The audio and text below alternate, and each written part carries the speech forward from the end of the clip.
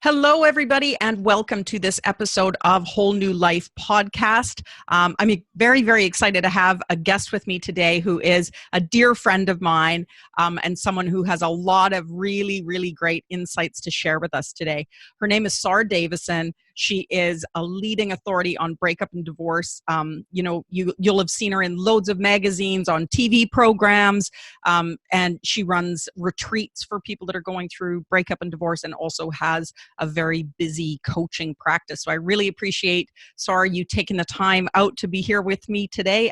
Welcome on Whole New Life podcast. Oh, thanks for inviting me. I'm really pleased to be here. Thanks. Thank you so much. So I just wanted to start out, since I started this podcast, my audience it's basically aimed at women.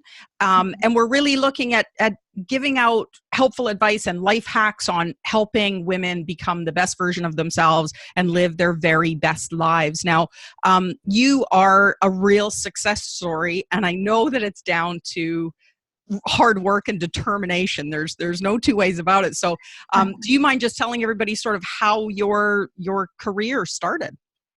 Yes. Well, I think thanks for that intro, by the way. I mean, that's really, really lovely to hear. I think it's really interesting. And I think it really, for me, goes back to childhood, actually, when I was at school and I just didn't fit in. And I just didn't really enjoy school. I wasn't the most popular at school. I had some friends, but I wasn't one of the popular girls. I wasn't particularly sporty. I played sport, but I wasn't in the A teams. I wasn't particularly academic. Like, I was sort of averaging sort of B's and C's and sometimes D's. So, I was never top of the class. I was never really bottom. So I kind of just sort of drifted along. I was very shy, painfully shy. Even when family friends would come over for dinner parties at my mum and dad's house, I would hide behind my mum. She forced me to come out of my room and say hello to everyone, and it would kill me. I found it so difficult. A very close family relationship, very happy childhood from that perspective. But at school, I just didn't really enjoy it, and I never thought I'd really amount to much, because in my head, it was the people at school that were doing really, really well. So the people that were getting the A's, the people that were being made prefects or, head of the sports teams and head of the clubs at school, in my mind, I saw that they would be the successful ones and I would sort of tick along in life. And that's really how I was trained to think at school. I think you conform. But I was kind of like a round peg in a square hole, and it didn't quite fit. So I never was really fulfilled at school. I never found anything I really loved. And it was only when I left school and went off to university and I could choose what I wanted to do that I started to really realise, and the blinkers were taken off. And that's when I ended up on a Tony Robbins course. And Anthony Robbins, some of you will know that I don't know, Janice, you know him, he's like the world's leading #1 motivational speaker, expert. He's quite incredible at what he does, because I went to one of his seminars and it really took the blinkers off, because he talks about you can have and be whatever you want in life. So you create it, you're in the driving seat. And I hadn't ever really seen it like that before. I just thought I wasn't good enough. I think all my childhood, up to when I was 18, 19, I thought I wasn't good enough to achieve that kind of success or have that kind of lifestyle, or to really find something that really excited me. So that took the blinkers off. More than that, blew the doors off life. I was like, wow, okay, so if I could be whatever I wanted to be, I'd run my own business for sure. I wouldn't, I kind of figured out pretty early on, after uni, I'm totally unemployable, because I always have my own ideas and I want to do things my own way. So that's kind of how it started. It was really not from a young age. It was really just, I suppose early 20s, and I started to think, actually, what could I have? And ask myself better questions. Because at that time, when Tony Robbins said you can do and be what you want, I still didn't know what I wanted that to be. So I started thinking about, I love being around people. I love helping people. I love making a difference. I love the self-help, personal development world that Tony was in, and all the people that I was meeting at those events were working in or involved in some way. So that gave me a starting point. And I also quite enjoyed the sort of marketing side and the sales side and being around people. So from there, I just asked myself better questions. What could I do? What could I do? What could I do that I'd be good at? And there were lots of things I would be terrible at that I came up with. And from asking these questions and putting myself in the situation where I was around the kind of people that I was meeting, like the self-help crowd, I met a guy who was a speaker in the States. He used to speak at Anthony Robbins' seminars on how to make money. And he said to me, well, I want to come and run seminars in the UK. Would you be interested in helping me set that up? He said, I would be your client. So you'd set up your own business and run my events, promote them, market them. And I'd come over and deliver the seminars. And at first I was like, oh my goodness, I'm like 21. Like, what do I know about that? And he said, well, come to San Francisco, look at my business here, see what works, take it home, make it a bit more English, tone it down maybe a bit in places. And that's what I did. And then when I was 21, I set up my first business. I had 8 staff. I was actually the youngest in the company by quite a long way. And we did super well. The first year we turned over just under £1 million. And I was at that point 22. So from then I really got excited about the potential and the opportunities in that industry and thought, wow, okay, well, I love it. And being your own boss means you can get up and go to the gym first if you want to, or you can, leave and go for a lunch with someone that you want to. If you want to, you can build it around you. And I just love that. So that's really how I got started on this journey. And then promoting other speakers as well, it kind of grew. And I was really lucky that I worked with some amazing people that taught me so much. I mean, I worked with Tony Robbins around the world. I did every one of his seminars as a delegate, but then I also got involved in promoting him with his promoters in Cyprus, and just being able to see sort of behind the scenes and how it all works on such an incredible company was great. And I learned so much from them. Paul McKenna asked me to come on board and help him with his company at one point, and Richard Bandler was there, Michael Neal. There were some incredible people. The Barefoot Doctor as well, a slightly different take on life. I did all my NLP training 20 years ago, which is quite scary. Hypnosis training with Paul, and I just accumulated my skills and everything sort of grew from there really. And that's when I started to really find my feet, because I was in an industry that I loved. I had my own business, which I loved. Yes, it's tough. I mean, it's not always easy. There was you know what I think is incredible? Sorry to cut in. No, I've known you for about 3 years now, I think.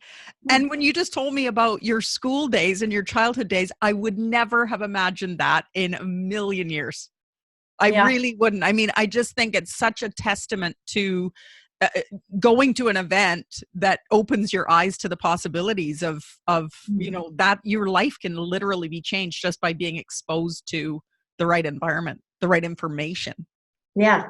I mean, absolutely. That seminar, it was my dad actually. He was working with a company in America, and my dad had his own business. He was an entrepreneur, and his dad was an entrepreneur. And he came home one day and he said, I've been asked by these Americans to go to this Tony Robbins seminar, and so I'm going to take your mum. And, he's open-minded, my dad, but I know he was a little bit skeptical, because Tony, for those of you who don't know, is like 6'7". He's massive. He's a giant, and he pumps loud music through his seminars. And, initially you can think, oh my goodness, this is just crazy. Who would go to that? But my mum and dad went, and they came back, and there was a shift with them. They just had more energy. They had more passion about everything in life. They were happier. They just seemed to have shifted some of the worries and the day-to-day concerns, and sort of, they seemed a lot more fulfilled. And my dad said to me, I thought I was done with your education, Sara, but I want, as my final sort of education gift for you, I want to send you and your brother to his next event. And this was a long time ago, like 24 years ago. And he sent me off with my brother to Brussels. And there were only, and I say only because for Robbins this is a tiny event for him, there were only about 250 people in the audience. And they were from all over Europe. So a lot of them had some headsets on, and it was being translated as he was speaking. But that event changed my life. I mean, I know it sounds nuts, events, but this one event it was like, so this is where I was going in my life. And actually there's another track I could have been on, and I want to be on that track. But I think it's interesting you say, Janice, because some people go to these events and they sit there and they go, oh, okay, well, that's interesting. And yeah, okay, I'll take that. And you can either go to them and you get what I call the happy clappers, the people that just go along, want to have fun and clap along, dance along, go meet Tony, high five, all good fun. And that's great. There's nothing wrong with that. That's what you want to do. But then there's other people there that go along to, okay, I'm going to use some of this in my own life. And you can go and if you sit like a toolkit, you can go and you can just come home with a screwdriver and change a few small things. Or you can do what I did and come back with like a pneumatic drill and just completely redesign your entire life from top to bottom, and within 6 months of my first Robbins seminar, I had a mortgage on an apartment, which I loved. I was renting with friends before that, like renting off my friends. Had my own business. I had 8 staff. And we were doing super well, it was growing in those first early stages, but even in the first year, it just did super well. And then I managed at the end of that year to get myself a little sports car, a TT. And it's not about the financial rewards, but I was also so fulfilled and feeling independent. My confidence had gone through the roof. So there were so many things that had completely transformed. And the social life that I had, I was mixing with different people. I was getting more opportunities because I put myself in a different place. So people were coming to me saying, will you promote me as well as the other people? And I was learning so much. And I was only young. I was like 22, 23. Yeah. Learning. Learning from all these people that have, they already had all that experience. But, the biggest thing that you said, and I think that's a huge lesson if anybody is going to take something away, and I know you've got a lot more to share, but it's the taking action, because you're right. There's people that go to every seminar under the sun and they read every book and they do courses and everything. But if you don't take action and put the things in place, nothing's going to change. Yeah. And I see that today. So, recently I just launched a new the coaches program, because people come to me and say, Sara, you've created this global brand. I've got, a global coaching clinic. I've got clients around the world that I coach on how to overcome their heartbreak. I run retreats. I speak in the US, in the UK. I've got 2 best-selling books. My first one's just been translated into Chinese now. So, it's super exciting. And, people come to me and say, well, I've done all the courses. I've read all the books. I spent thousands and thousands of pounds on training. I've got this qualification and this qualification, but I still don't know how to get started. I suppose with 23 years experience of coaching, I can kind of distill that into, look, this is the stuff you need to know, and again, it comes down to sharing the information that doesn't just tinker around the edges. It's the information that blows the doors off. So for clients, I teach my coaches the techniques that transform clients like immediately and give them those incredible transformations that we all want them to have. There's other information out there that makes them feel a little bit better, but what's the point with that? We may as well go straight for it and create massive positive changes where we can. And there's techniques of growing a business that are much more successful than others. There's the hard route or the easy route. And I'm not saying it's easy without hard work, but you'll just remove some of those obstacles. Yeah. I think a lot of people get caught up in the learning because there is so much available to us now that I think that people get so bogged down with learning. And they never, I shouldn't say they never, but it delays them in taking action. Whereas what you're saying is learn the stuff that you really need to learn to move the needle for your clients. Yeah. All the other stuff is, you can learn that as you go, right? Yeah. And it is about taking action. It's about, because only then do you get the confidence. And I know I call it the fear. It's like, I speak to so many people who say, well, what happens if a client turns up, Sara, and I want to coach them and then I have like brain freeze, or I don't know what to say to them, or I can't help them. And, there's some simple things you can do to manage that so that never happens, for sure. But, that is a common fear, and you won't know until you get going. And I think that's the thing. You have to be brave. You have to dig deep. You have to jump in and go, well, I'm going to try it. Like when I set up my first business, I was 21, 22, and I'd never run an event in my life. I set up an events promotions business. I'd never hired anyone before. I'd never trained anyone before. I didn't even know I was training them in, to be honest. I was making it up as I went along. So, yeah, and I made some mistakes. I made huge mistakes. I remember I was really excited to run an advert in the Sunday Times magazine. I took out a whole page. It was like £5,000, which was huge. And back in those days, it was ridiculous. But it was a big advert with a telephone number, and I had a call centre down in Devon on standby on Sunday with all these ladies that had gone in to take the calls. I briefed them. I got 2 phone calls all day. Oh, that was a very painful learning experience, I can tell you.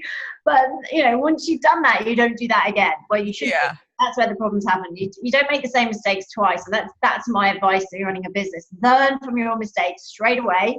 And but actually, the success is in making mistakes. Because if you don't make mistakes, you don't learn. Yeah.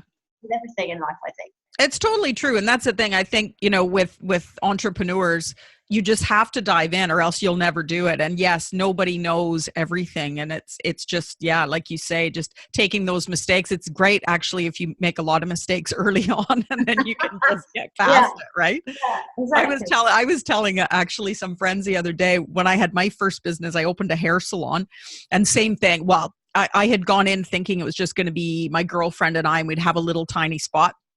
We couldn't find a little tiny spot in the area that we wanted to be in. So we ended up renting this great big space, which meant I needed to take on more girls to be able to pay for it and all this stuff. And it was the same thing. I had, we were doing advertising and I got really bad advice. Like this guy just wanted to sell an ad. So he was giving horrible advice. And we ended up using a picture, which we used someone else's picture, which we didn't have we didn't have the green light to do that. Like so stupid. I had no idea. Same thing. I was in my 20s. I'm like, sure. And it was a picture that ended up really offending a lot of people. And I was we'd been open like a month and a half. And I was like, oh, this is a disaster. This is a disaster. We're going to go down. That's it. Oh gosh.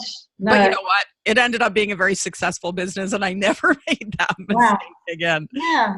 I think as long as you learn from it, and you have to make mistakes and it can hurt like hell. And especially if they're big financial mistakes, then that's the tricky one. But it's about learning and then monitoring where you are and then keep moving forward, Yeah. One of the things I've learned. And even, I've got lots, as you know, Janice, lots of projects on the go all the time and you can't do them all at once. So you have to say, right, I'm going to focus on this one and then I'm going to focus on this one. And actually, that's the way to do it, rather than trying to do everything at the same time. It's too much. It's too much.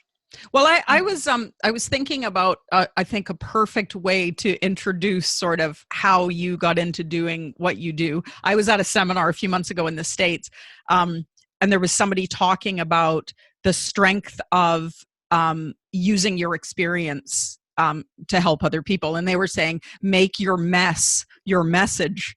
So obviously, I thought, that's actually really good. So you went through obviously a very painful breakup, and that has led you to become this leading authority, where you, like I said at the top of the program, you know what I mean? You're the go-to person when people need advice for this, whether it be TV programs or magazine articles, newspapers, all of these things. So, can you sort of shed a little bit of light on that part of it? Yeah, well, I mean, if you want to put it that way, it was one hell of a mess. It's one hell of a messy mess I was in. Yeah, no, I was married for a relatively short amount of time, and the marriage broke down unbeknownst to me. Found myself single, and my ex had moved on very quickly and met somebody else, started a new family within weeks of me finding out he didn't want to be with me anymore. It was complicated because my son was 1 at the time. He was my best friend, my business partner. We had a global training business together, with 150 staff around the world. So that it was humiliating, embarrassing, shocking for me. I didn't see it coming, naively maybe.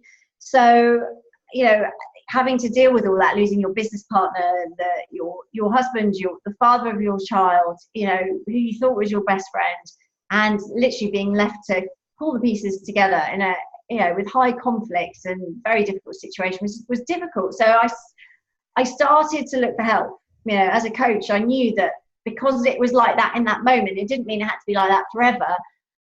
But I couldn't fix it myself. I felt I had to go and find help. And I looked, and there wasn't anything specific to what I was going through that was really cutting through to actually make any difference. So I decided to combine what was at that point about 15 years of coaching experience with the divorce process and the breakup process that I was going through. Because for those of you who've gone through a divorce, you know how it's just like you're thrown into this different world of legal jargon and expectations where emotion is stripped out of things. And if you're overwhelmed with the heartbreak, you know, becoming a single parent, maybe the confusion, the betrayal, any of those negative emotions, it's very difficult to put one foot in front of the other. So I combined the divorce process with my coaching experience to create a program to get me through. Really, it was really a survival, must for me, because I was really struggling. And it was my lawyer, actually, Fiona Shackleton, at the time. She said to me, Sara, could you help some of my other clients with some of these ideas? Because I think it would really help them. And so, yeah, it just kind of took off from there. I got my first book deal and my clinic started, and it just kind of took off from there, really. And because I was the only one doing it in that way, I think that's why the newspapers and the media were interested, because the divorce coach is an interesting job title, to say the least.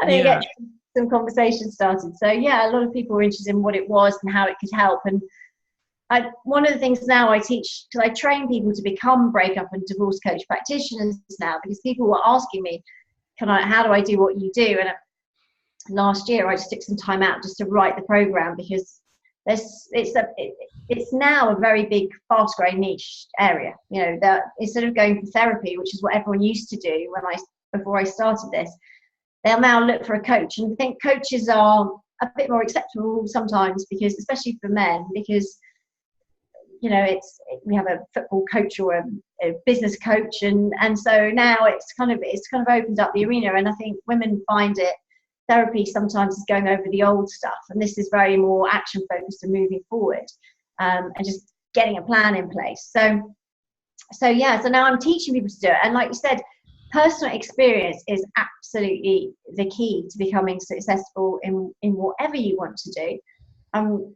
With my Coach the Coaches program, the first question is, well, what personal experience do you bring to this? Like, do you want to go into nutrition? Have you had experience with that? Have you lost lots of weight yourself? Have you overcome any trauma? I'm working with women at the moment that are starting coaching businesses up in bereavement, or they've got children with learning disabilities, or they lost a parent, or so many different areas. They've a disability, so many different things that people have overcome. And that trauma, to be able to take something that was so traumatic to you in life and actually understand what you did to overcome it. So we sort of chunk down into, well, how did you do that? Because it's not just me teaching you the techniques of coaching and how to do it. It's also understanding what you did in that moment as well. And that's what clients love, because they think, well, actually, you've not just done a weekend course. You've actually been through this. So you bring your own personal experience. And if you can combine that with the right techniques, well, then that's how you make a truly successful, outstanding coach or business off the back of it, because it comes from the heart. It does, yeah. Part of you. Absolutely. Yeah. It's funny that you say that. I remember we were talking a while ago about business coaching, and I always found it so funny that there's business coaches that have never owned their own business. And I'm like, I just don't know how. It's like exactly like what you're saying. How can you really, really empathize with that client and really bring them the value? You can learn strategies. Anybody can learn strategies, but I don't think you can really get to the root and the core of helping someone if you haven't gone through it yourself. You don't know what it's like. So this is the next step for you. So, I mean, you've got, obviously, you're very busy practice helping people overcome breakup and divorce. Your retreats are really gaining super, super momentum. I've heard the testimonials of people that have taken part in them, and it's just a life-changing weekend, isn't it? Yeah. I mean, now by far my favorite part of what I do, because I really get to go on a journey with people. They come to me for 2 days and we go off to this beautiful hotel called Ashdown Park. It's down in East Sussex, and it's remote for a purpose. It's remote because I want to take people out of their daily routine, somewhere beautiful with great energy, beautiful grounds, and just immerse them in techniques and strategies whilst they're focusing on them. You know, it's just for them for 2 days. So it's an emotional journey for sure. But actually we break through some of the tough parts, and because I'm there for 2 days, I'm there to support every step of the way. So it's the fastest way I know to get through any kind of breakup. It's the fastest way, because I'm not saying there's a magic wand and you walk out with no pain at the end, because that, you know, we're human beings, and if you love someone, obviously that, you know, you may always have you know, some strong feelings for them, but they won't be that. But I teach you how to get back in the driving seat, how to take back your control, and to dial down those negative emotions so that you can be happy again, and you can see a future and start to create that future. And you know, you can start to put things in perspective and move forward by letting go. So those retreats are incredible. I mean, I always shed a few tears along the way. It's a very emotional journey, and the bonding and the friendships that are formed just from the groups. Can't underestimate the power of that. And you know, they always, all my delegates at each event set up a WhatsApp group that they're on. And some of them have been going, you know, since my first retreat about 4.5, 5 years ago. They still meet up for Christmas. They still WhatsApp each other. They still, it's quite incredible, really, that, you know, the power of that bonding when you go through that kind of journey with people. And weirdly enough, a lot of them then go on and train with me to use their experiences to become coaches, because it is a very rewarding thing to do. I think the other thing I would say about setting up your own business and being in business is that everybody, you know, people say to me, "Sorry, I'm not like you. So it's not going to work because I'm not like you. Or I'm not confident like you. Or I wouldn't." But the thing is that it's not about that. It's about being true to you. Mm-hmm. And a lot of the coaching I do with people is actually understanding, well, what are your strengths and weaknesses, and what do you bring? Because you have everything you need as you, but we just need to harness it and connect it with your personal experience, so that you actually feel, yeah, I can do this yourself. Because it's no point trying to be like somebody else. You know, when I started out, I made that mistake. I wanted to be like Tony Robbins, but Tony's 6'7", I'm 5'5" for start. You know, and you know, we're so different. You can't be like that. You know, and then Paul McKenna, he was the real inspiration for me in my 20s. And yeah, I'm not that funny. He's hilarious. I'm just not that funny. And so, you know, I was like, oh, I'll never be like that, because. But actually what I realized is when you're true to you, when you go, well, actually, I'm really good at this, and I'm really good at that, and I'm rubbish at that, and I acknowledge that, and I either work to improve it, or I get somebody else to do that bit for me that can do it just as well, better than me. That's how you grow. It's not about trying to be something you're not. It's about accepting who you are and playing to that, and using those differences or those unique things about yourself as a bonus, not as a negative. Yeah, I agree 100%. Yeah, I agree 100%. I think the people that are most successful, the most successful coaches, are the ones that are just being truly authentic. Because I think, you know, it can be, as you're learning and as you're growing with anything, I think it's only natural to maybe model somebody who's done well at it, or whatever the case is, or somebody that you admire. But I think when you get to that point where you have enough confidence in your own abilities that you can sort of let that down and just be yourself, that's when you really flourish, right? Because people can see that you're being the true authentic you. You're not, there's nothing there, right? Yeah, absolutely. And that's what I love about you, Janice. You're like that. I mean, you just radiate that warmth, but you really are. You know, I've known you for a while. I know you behind the scenes. You're just truly you know, and you want to help, and you care about your clients. And Brian as well. It's you know, and that's what makes people stand out in a crowd. That's the key to being successful. It's not doing that extra course or reading that extra book or staying later in the office. It's not that. It's about walking your talk and having that integrity, and knowing that, you know, nobody's life is perfect. We all go through challenges, but are you walking your talk? Are you being true? Are you using your own techniques? And I think that then makes it more congruent for you. And the more congruent you are personally, the more that shines through, so that other people can say, look, you know, even though I know things aren't going great for her, at times she's doing the right thing. She's on the right path. She's always sticking to what she's saying. She's not deviating. And I think that is, you know, that is absolutely essential, especially in the self-help world. You know, being true to what you're talking about and integrity is really key. Well, thank you so much. I appreciate you saying that. That's very, very nice. I just wanted to say for anybody that is on here, because going back to, you working with clients and the retreats and helping them through the breakup, or training people to also help others through whatever their journey is. There's something that struck me because I learned this lesson myself, that you should ask for help. That you really should ask for help, because whenever I look at life, we look at, hopefully we're all here for a very long time, but as the saying goes, life is short. And you think about being able to heal quicker because you're dealing with something. Because I know some people, time heals all wounds. You got divorced, but in time you'll feel better, which is true. But is it going to take you 2 years or 5 years or 10 years, or could you enlist the help of someone? I know from my own personal experience, and I've only recently just started talking about this because I was sort of like ashamed of it. I guess because I felt like I should, coming from a coaching background and stuff, I felt like I should know better. But when my mom passed away, I totally, I should have gone and spoken to somebody, because it was like horribly devastating for me, right? And I didn't. I was like, I don't need a grief counselor. I don't need to talk to anybody.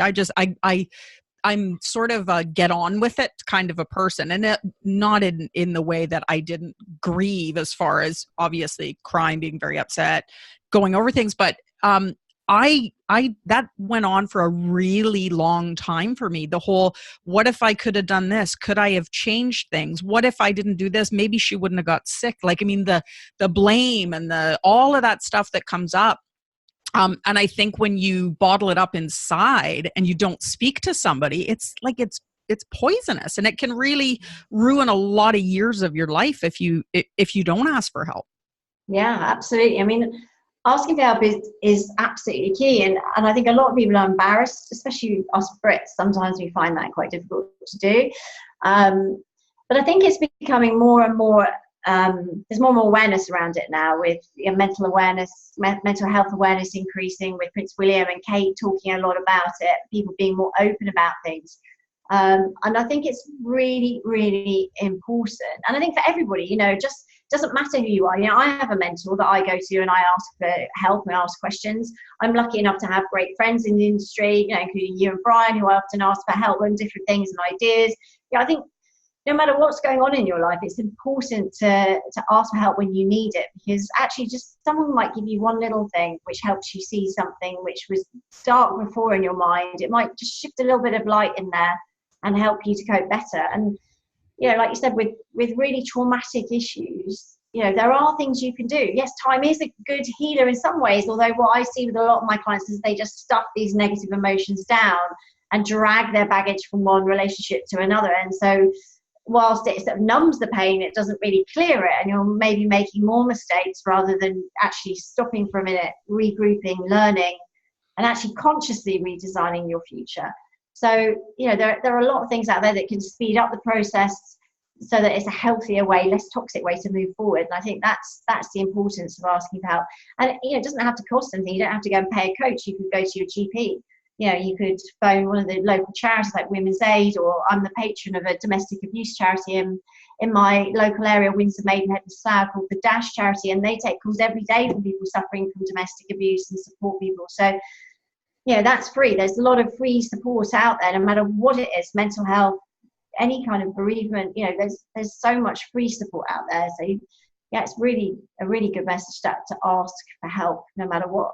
Yes, 100%. And that's the thing. And that's why I have started talking about it, because I felt that I have enough skills. I've learned this, I've learned that I should be able to deal with this on my own. But when you're dealing with your own stuff, just like what you said, when you were going through your divorce, you had NLP training, you have all this stuff, but it's just like you wanted somebody to be able to talk to about it, to help you, and there was nothing there for you. So yeah, absolutely. It's so important just to speak to somebody if you're going through something like that. That reminds me, I was walking down Kensington High Street during my divorce with Paul McKenna, and Paul, he's a good friend of mine, and he'd been to my wedding, And so I was talking to him going, I just, it's embarrassing, Paul, because everyone's looking at me going, well, you're a coach, coach yourself out of it.